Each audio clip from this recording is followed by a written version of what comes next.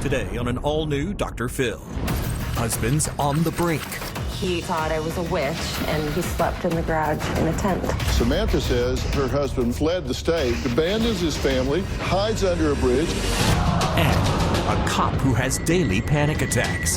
He wears nasal strips in public. I'm afraid to get a stuffy nose. He's constantly in fear. Police officer usually don't cry. Let's do it. Have a good show, everybody. Here we go. This is a safe place to talk about hard things. Stand by. We'll count you down. Today's going to be a changing day in your life. 5, 4. I am not giving up on you.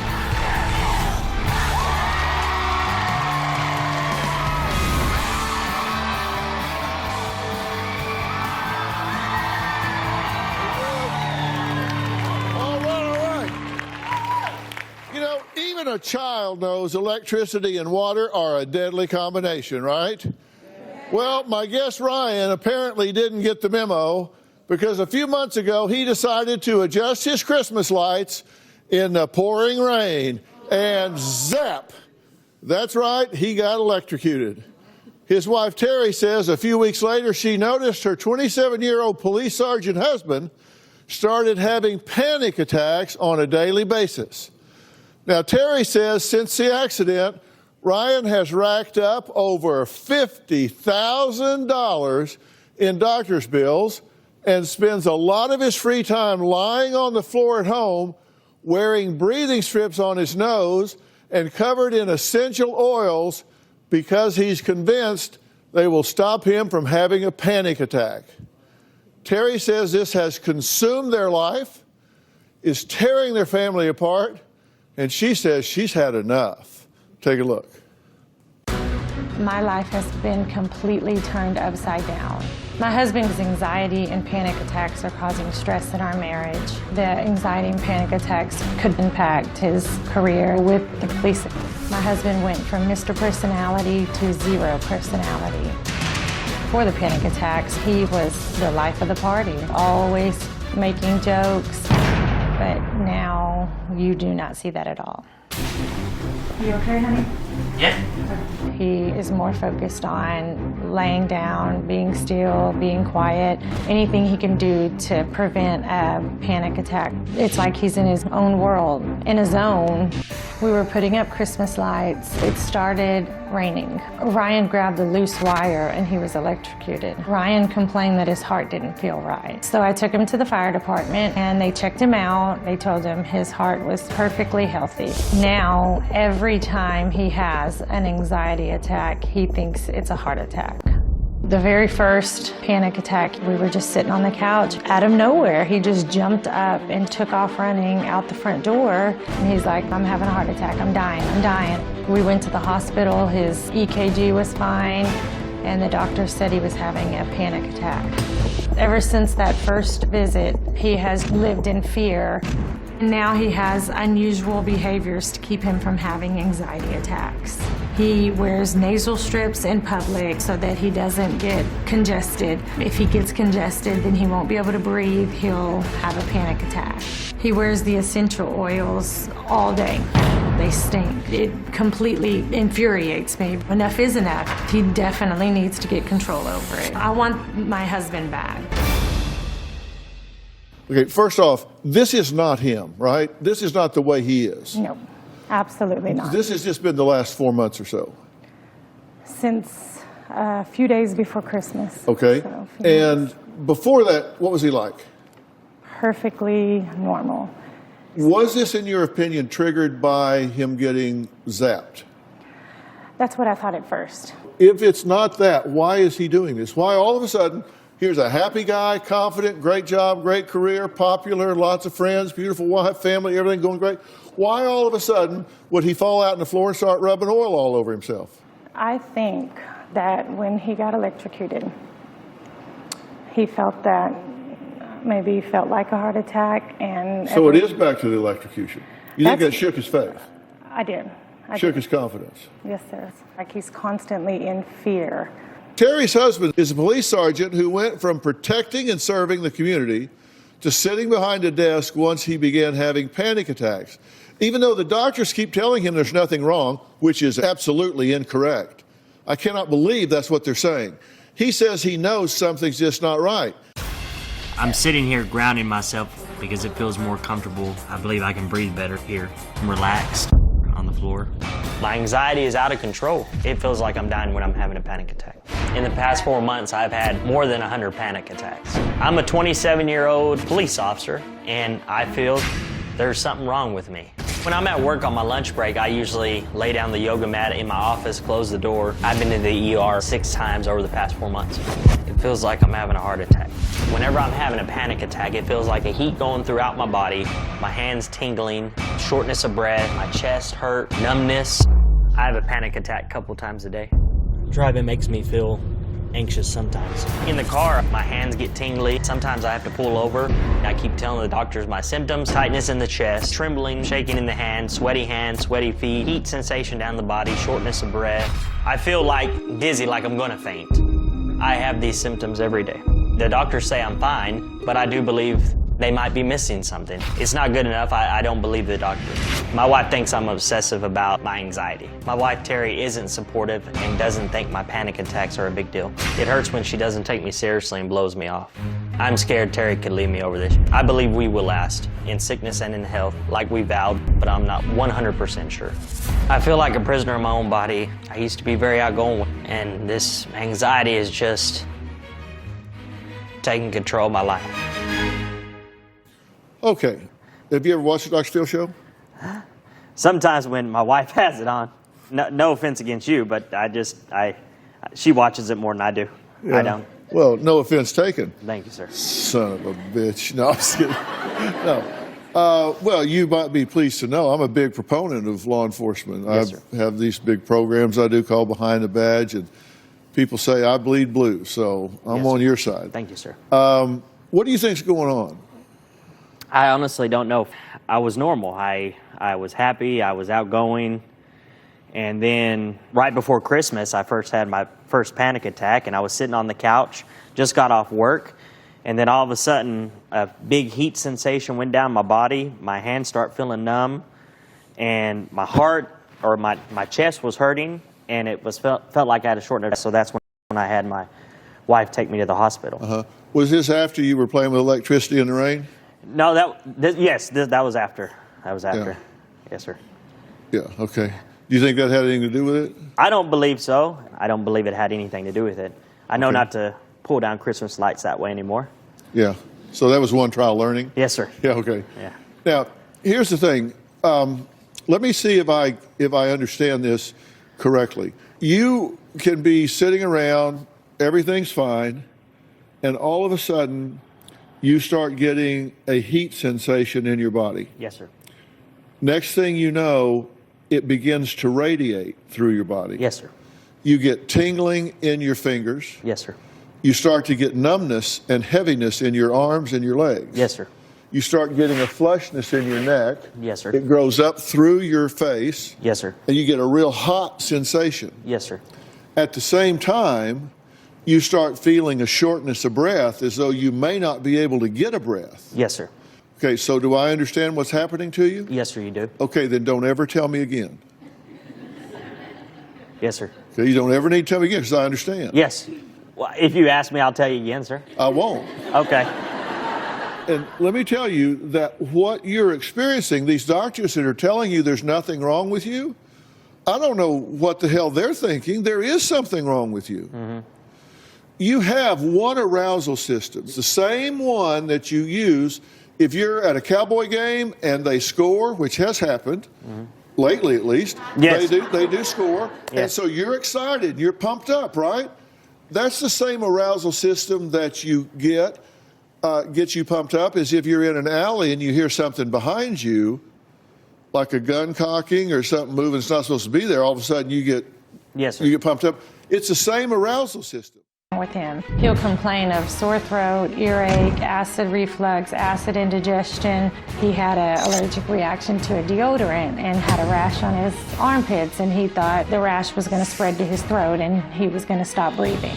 He says he's allergic to cranberries. Everything he orders, he will have to make sure it doesn't have cranberries in it. I'm sick of hearing about the cranberries. He is convinced he has acid reflux. He is scared to eat anything but soup. He's lost 30 pounds. This is ridiculous to me. All right, Ryan says he's had at least 100 panic attacks in the past 4 months. That is not unusual. I believe him 100%. So Ryan has come up with his own remedies to treat what ails him. Take a look. Over time, these have become my lifelines. I use several remedies to keep calm. I carry nasal strips, Vicks Vapor Rub, antacids, essential oils in my bag to prevent anxiety. This is the breeze strip. I just put this on my nose like that, and it opens my nose. Every night and then sometimes during the day I wear the nose strip. I'm afraid if I get a stuffy nose, I won't be able to prevent a panic attack. What I'm doing right now is rubbing Vicks on my chest and my neck. The Vapor Rub helps me breathe better. At night I use essential oils like lavender. It helps me calm down and helps me sleep. I put them in the diffuser and turn it on at nighttime, and I believe it helps me get relaxed and calm down. In my mind, I believe it helps relieve my stress. I've tried yoga, but I don't believe it's a cure for panic attacks. You feel completely supported by the surface that your body is resting on. You feel a little calm for a little while, but then your mind starts going. I'm always Googling on the internet, anxiety, panic attacks, the symptoms, to make sure I'm not having a heart attack. I'm looking up symptoms of anxiety and how to deal with anxiety. Sometimes it just gives me even more anxiety. Okay, now, stay with me here. All of the things that you're doing, by the way, you're frustrated with him, right? Yes. Why are you frustrated? To see the obsessiveness that he's gone to try to prevent them, and to try to comprehend why he keeps doing it if it's not working. And it's frustrating to understand that. Right, and I'm going to help you with that, okay? Because there's no reason on God's earth that this should be a wedge that's being driven between the two of you. Now, you say you've had, 100 panic attacks? Yes, sir. And you believe that they're really heart attacks? I believe that maybe sometime they can go into a heart attack or sometime they might be a heart attack. Okay, in terms of panic attacks, you're 100 and 0. You've had 100 panic attacks and no heart attacks. Exactly. Okay, so at this point, based on statistics, you would pretty well be able to rule out that they're heart attacks. True. Because here's the thing, in psychology, there are very few things that we say we can cure. This is one of them. This is one of the things that can be cured. You just have to have the tools to do that. Do you think you're going crazy? No, I'm not going crazy, I don't think, but I'm not the same as I used to be. What's your first symptom? What's the very first thing that tells you, oh hell, here it comes? My mouth gets dry, like right now, and my breath. Were you nervous when you came out here? Yes, sir. Because your palms were sweaty. Yes, sir. So how much into an anxiety attack were you when you walked out here? May I have some water? Sure. Bring some. I was very anxious coming on here. Yeah. How do you feel now that you're out here? Feel better? A little better. You're here with me. Yeah. And I'm telling you that you can fix this, because Yes, sir. Here's the thing. There's no mystery about this. What's happening is there's a system in your body that's getting triggered. You have something like dry mouth, and that's a trigger for meltdown. But it can also become a trigger for coping. And you can learn to do these things across time. And part of it's your internal dialogue. When I come back, I'm going to ask you about that. Now, Terry says she's frustrated with the mounting bills and extreme changes in her husband's behavior. But she's going to feel better about that because that cost is getting ready to go to zero.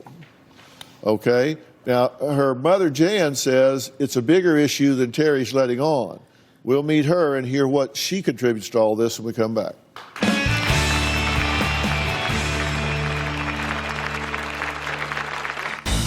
We have up to $50,000 in hospital bills. This bill is for, he thought he was having a heart attack. This one is for chest x-ray. This is for exam, emergency room, emergency physician's bill, an ambulance ride. My husband goes to the hospital 2 or 3 times a month. It's stressful because by the time I get one handled, there's another one coming in. Seems like a never-ending cycle. My son-in-law has completely changed in the last 4 months. He used to be loving. Now he is very secluded. He doesn't want to go in public. Terry and I are always on edge. Right now, it does seem like Ryan has a shorter fuse. I worry about this impacting their relationship. He thinks that we're not taking him seriously, and in some aspects we don't understand. I think Ryan could possibly be overtaking his anxiety medication. Terry is constantly trying to figure out the reality of what really is going on in his head. Okay, Terry's mother, Jan, has lived with the couple for over a year and says Ryan is letting his panic attacks ruin his life. You see it wearing on the two of them relationship-wise. Yes, and I think we don't know what direction to take, so we're taking like all these different paths, and I know there's probably only one real road to correcting things. Yeah. Well, there is, listen, I have kind of a from-the-hip delivery style in the way I say things. I know a lot of 75-cent words. I just try not to use them. But the fact is that I really adhere to what are called evidence-based therapies, that are therapies that have empirical evidence that suggests that they work. And that's really what I adhere to when I give advice up here. And the thing that I want is everybody in his family, you're going to have to get involved and become educated as to what's going on, because what's going to have to happen here is, for some reason, his control of his autonomic nervous system, his arousal, has gotten out of his control. Probably it had to do with the big shock that you got, because it causes you to realize, hey, I'm not bulletproof. Things can happen to me that I didn't think could happen before. I didn't feel like anything like that happens to other people, not me. And so all of a sudden, you start feeling kind of mortal. Mm-hmm. You kind of start realizing, I'm not bulletproof. And it causes you, at the innermost level, your internal dialogue to change. Mm-hmm. And now your internal dialogue has really shifted. Because when you start having anxiety, your internal dialogue is very fatalistic, isn't it? It's fear-driven. Bad things could happen. What am I going to do? This could not stop. What if it doesn't end? All these, you start having, if we wrote your internal dialogue down, which you're going to do, it would scare a statue. Yes. Yes. Right? Yes, sir. It's very negative. Yes, sir. Okay? And you have to understand, you speak at 125 words a minute, you think at 1,250 words a minute. So your internal dialogue, man, you are pounding yourself at rapid fire. So you're thinking these negative things at tenfold how fast you can talk. So your internal dialogue is just bang, bang, bang, bang, bang, bang, bang. You all need to learn this, and what we're going to do is get you into a program that is cognitive behavioral therapy, which works on your internal dialogue, behavioral biofeedback, which gets you back in control of your autonomic nervous system, that's going to have to do with some exposure therapy, and you're not ever going to have to be panicked in order to get it under control. And I suspect this will be dramatically under control in a matter of just a very few weeks. It's going to no longer be an issue with you. What do you think about that?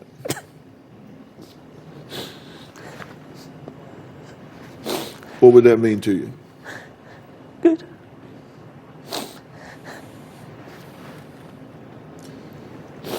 That'd be good news? Do you believe that can happen?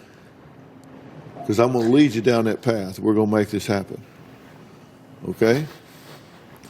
Now, Terry and Ryan came here with questions and unresolved issues, and I'm going to start putting those answers in order right after the break.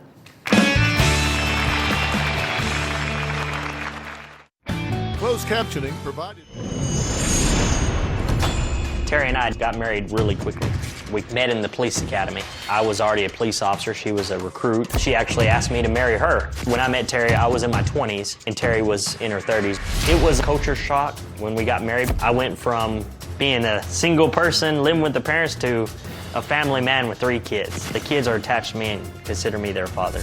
I don't feel pressure of being a husband or a stepdad. I believe Terry has given up on me just a little bit. She's not there for me like she should be. Joining us via Polycom right now is my very good friend and chairman of the Dr. Phil Advisory Board and co-founder of the Lawless P&P Center, Dr. Frank Lawless. Dr. Lawless, I have said to this gentleman that phobias, panic attacks, anxiety, these are one of the few things in psychology that we can actually cure and eliminate from somebody's functioning. Is that a fair statement? That is a very fair statement. I'm glad you said that. What would you think would be the first elements of the protocol that we would want him to start experiencing? Would you begin with some cognitive behavioral therapy and some biofeedback training, and how would you apply that? Well, basically, the biofeedback and the cognitive behavior approaches are very, very similar in the sense that you're beginning to figure out how your brain works. And so consequently, he needs to learn how to calm down his brain, which he's trying to do already, but given skills in terms of a very safe environment to begin with. And then the next step would be to carry that out to the next level in situations that he gets anxiety. I think the literature says an average of 11.3 sessions with guided imagery and or biofeedback and or cognitive behavioral therapy, with or without SSRIs or SNRIs, to facilitate it, can eliminate this behavior completely. I think that's a very fair statement, although I would say probably a little quicker for him because he is motivated, he is eager to learn, and he's very smart. Plus, he's got a very supportive family that we would like to include as part of the therapeutic approach. Yeah. We're going to set you up with a therapeutic team that is going to work with you on cognitive behavioral therapy, on some guided imagery, some biofeedback training, and we're going to get this under control in a very short period of time. I want you to leave here with a feeling of hope because you're going to start making traction toward this as soon as you get home. And you understand what we're going to do is train you to get your body back under control. It spun out of control, and so there are neurological aspects of it. There are autonomic aspects of it. We're just going to teach you to get those things back under control. And as soon as you do, you'll go, I can't believe I wasted all that time. Yes, and a police officer usually don't cry. Hey, let me tell you, big boys don't cry, but men do. And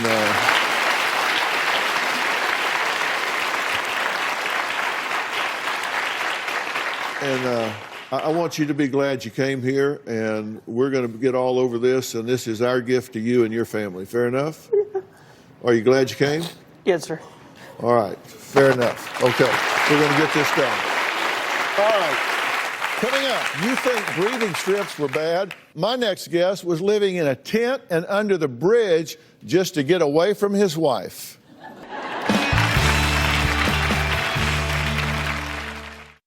Closed captioning provided by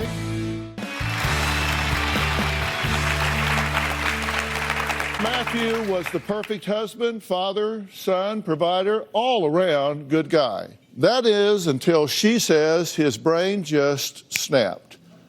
Now, according to Samantha, in the last month, her once loving husband started calling himself Bob, went on a $20,000 spending spree, slept in a tent in their garage, fled the state, abandoned his family, hid under a bridge, and thought the police were chasing him. Matt went from being the perfect husband to being the devil. My perfect life and perfect marriage has turned into a nightmare that I can't wake up from. Recently, Matt has made my life a living hell. Before his manic episode, Matt was trustworthy. He was so paranoid he slept in the garage in a tent. He told me that he just couldn't be in the house, that the house was haunted, and he felt better sleeping out in the tent. I thought it was insane. Crazy. One day, when I had approached Matt, he got paranoid and thought I was a witch and ran and went under the bridge. Last month, I brought him to the emergency room on 3 different occasions. He told me that he was paranoid, he was crawling under the skin, he couldn't deal with himself, he was seeing things, shadows on the walls. Matt referred to himself as another person.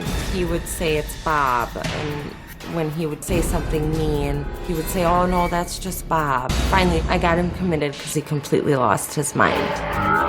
In the last 30 days, he drained $20,000 of the family savings. Bought a Mercedes-Benz for me without my knowledge and purchased a designer wardrobe. 30 days ago, it was like Matt snapped and became a different person. When I look at him, I don't even know who he is anymore. It's like looking at a stranger.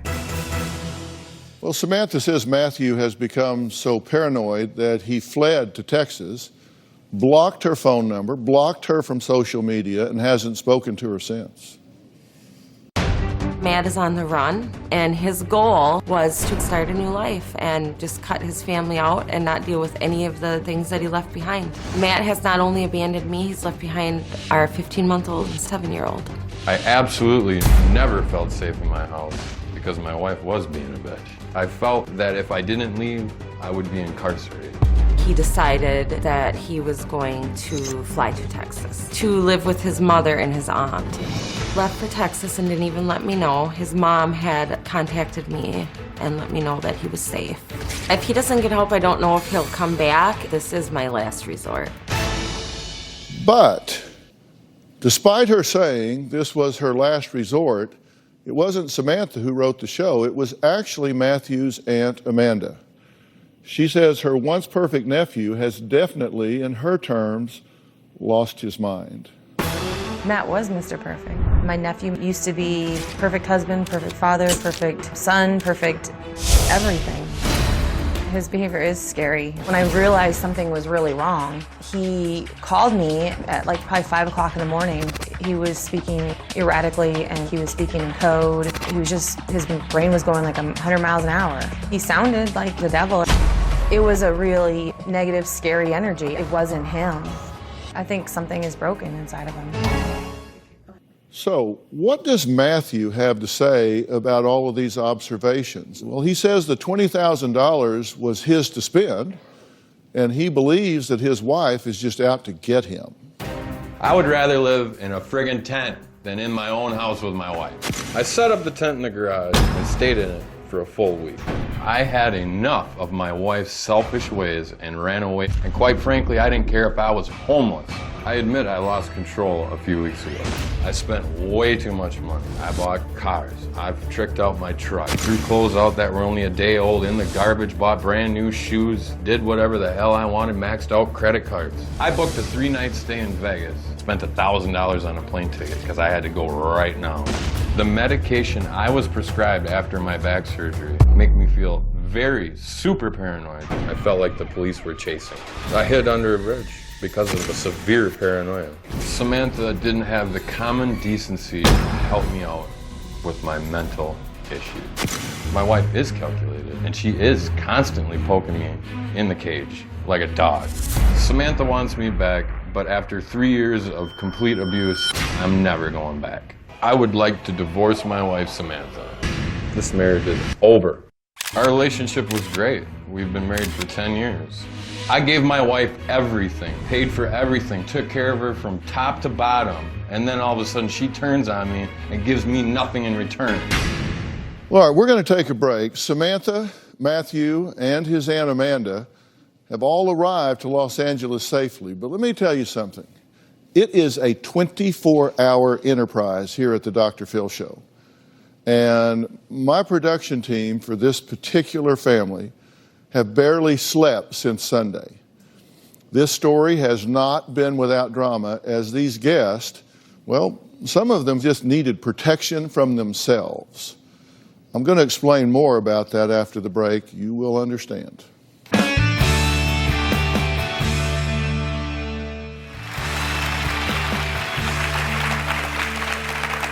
nephew was the perfect husband, father, son, provider, all around good guy. That is until she says his brain just snapped.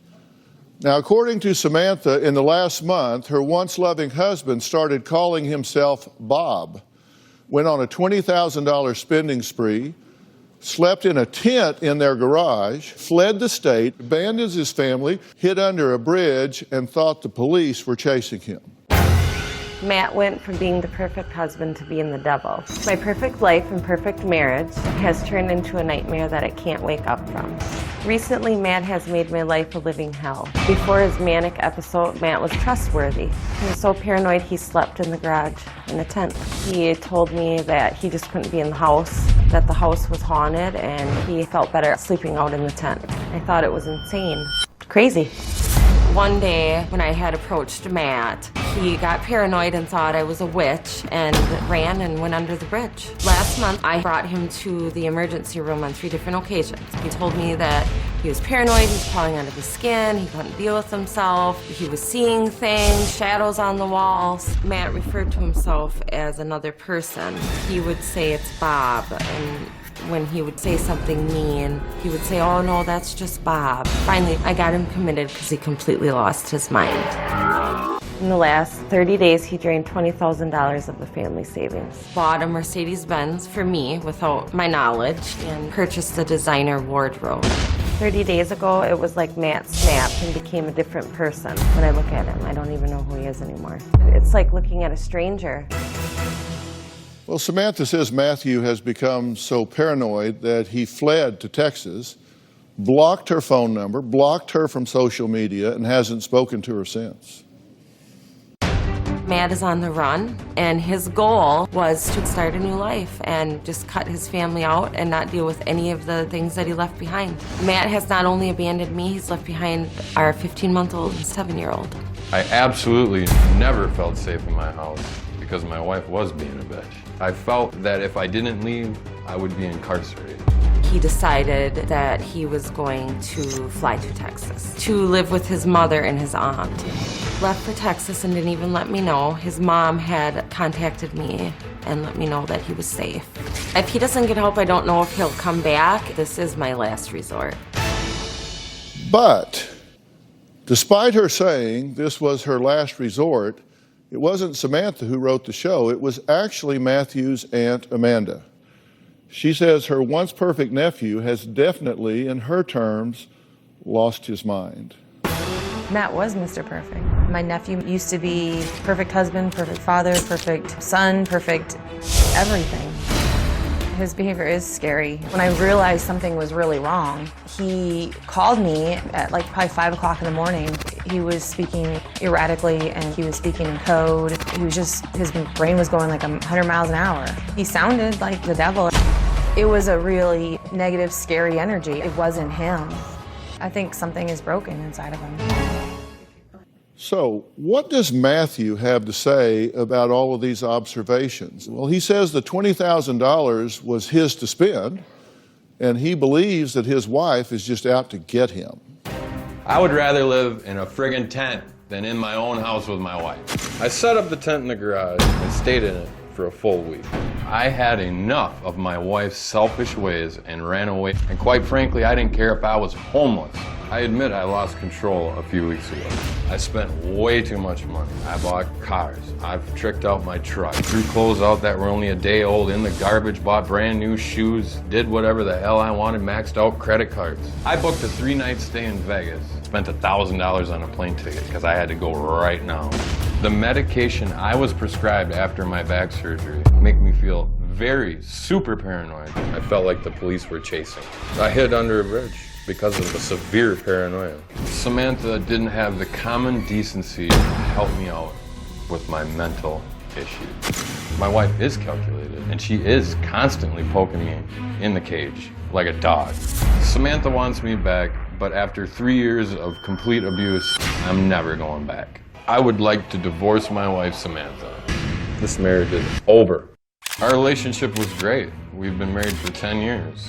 I gave my wife everything, paid for everything, took care of her from top to bottom, and then all of a sudden she turns on me and gives me nothing in return.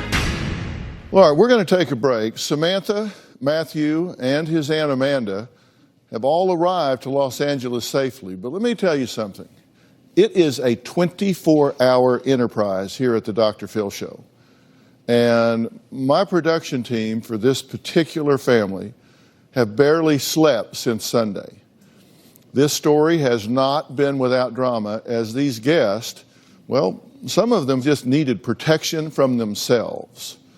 I'm going to explain more about that after the break. You will understand.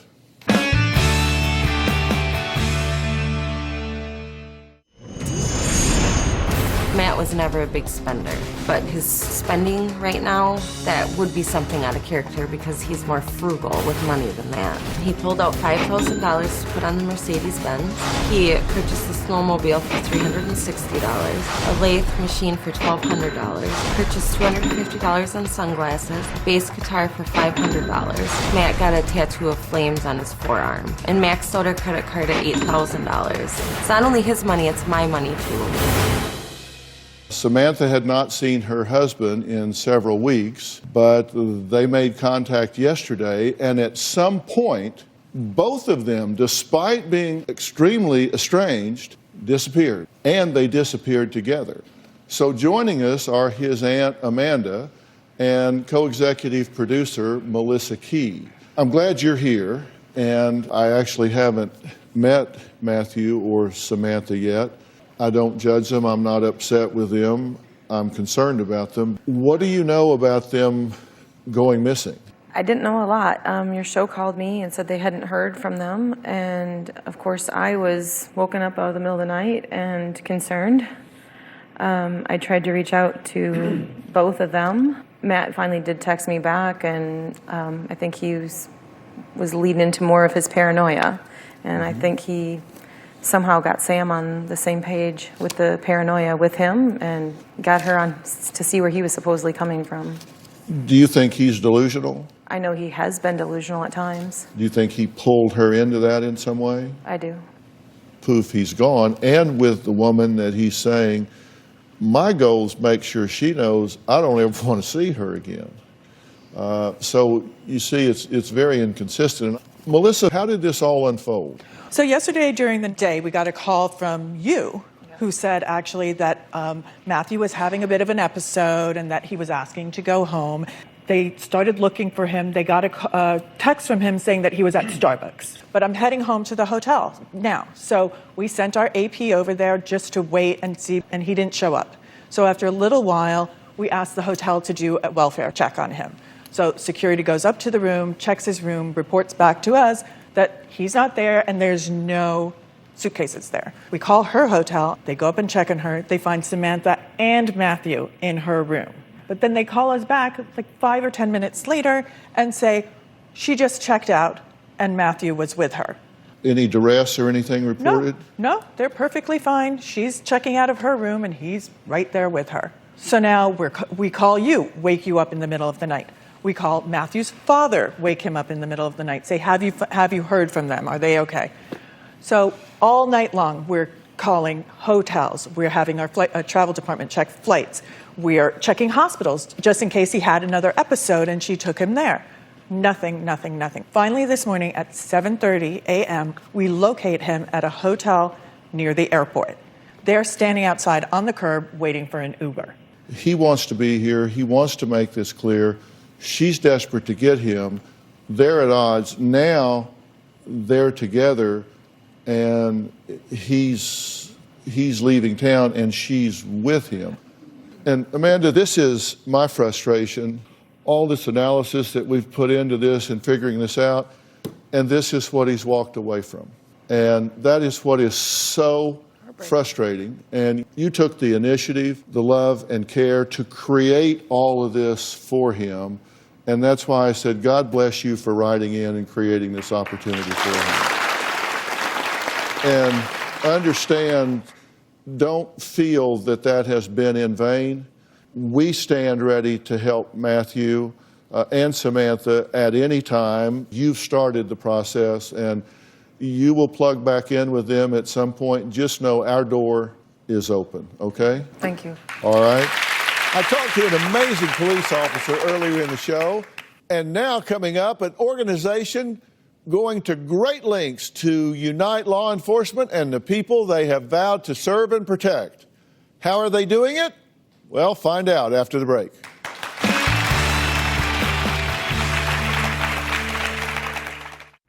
Closed captioning provided by... This season, I've been taking you behind the badge and introducing you to extraordinary police officers and departments all over the country. Recently, we were invited to a special town hall meeting in Dallas, Texas, where city leaders and members of local and state law enforcement gathered, along with hundreds of members of the community, to discuss how to create trust and unity in this city. We are at Concord Baptist Church in Dallas, Texas. We're bringing two worlds together, our first responders and our citizens. And we're going to discuss the hard issues that many times people turn and run from. It doesn't mean that one officer makes everyone bad, no more than it makes one black young man that committed a crime make all of us bad. When you look across our nation, our country, there's so much tension between law enforcement and the black community. I was downtown Dallas July 7th. It's something that we'll always remember. When we do have a tragedy, whether it's a citizen getting shot or an officer getting shot, we need to have some open lines of communication. Sometimes it's hard to look beyond the stereotype. It's hard to look beyond the uniform. I want to humanize my profession. I want people to know that police officers are community members. You know, we all want the same goals. It does my heart a lot of good and see law enforcement and the communities that they serve working hand in hand. I think our citizens have a lot to say. They want their message understood. We have a very special guest that's with us today. His name is Officer Tommy Norman. He is the cop that social media just can't get enough of. He believes in going beyond the badge. Really, there's two key components. There's creating relationships and then keeping the commitment to those relationships. It's getting out of your police car, sitting on front porches. It's getting to know people's stories and becoming their friends. It has to be authentic. It has to come from the heart. It has to be genuine. All right, we'll take some questions from the audience. There's one person who wrote, "How can citizens begin forming a relationship with an officer today?" We have ride-along programs. That's a good way to not only form a relationship, but to see what we do on a daily basis. This is kind of in your face. Is there a code of silence with officers? There shouldn't be a code of silence. If you see a police officer that's breaking the law, you should report him or call him out on it. We feel like we are profiled, and as an African-American man, I can honestly say we do feel like that. But I think we did make progress today. You watch the news all week, and it's bad, bad, negative, negative, and then you come to an event like this, and you realize there's good that can come of things. Seeing everyone here tonight gives me hope, because tonight gives us a starting place. And we hope it doesn't just stop here, that we'll go to our neighborhoods, go to our workplaces, and continue these important conversations so that we can move toward healing into a better place. Officer Norman, thank you for coming out. Thank you for just the model that you're setting. Help me to celebrate Thanks, Officer Norman. I appreciate it. I want to thank all of my guests today for sharing their stories. If you want to nominate an officer or department, please go to drphil.com and share your story. Thank you. We'll see you soon.